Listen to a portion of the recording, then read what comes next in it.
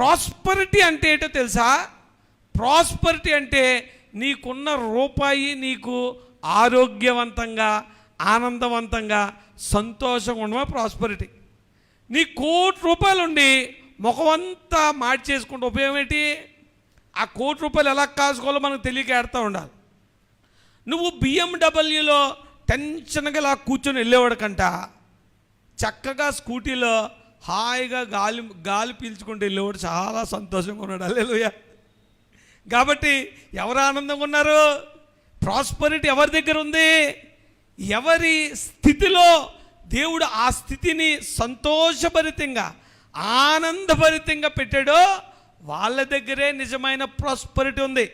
ఎందుకు సిలువలో ప్రాస్పరిటీ ఉందని అంటే, నువ్వు సిలువ దగ్గరికి వస్తే, నువ్వు యేసు ప్రభువుని నమ్ముకుంటే ఏ స్థితిలోనన్నా దేవుడు ఆ స్థితిని నీకు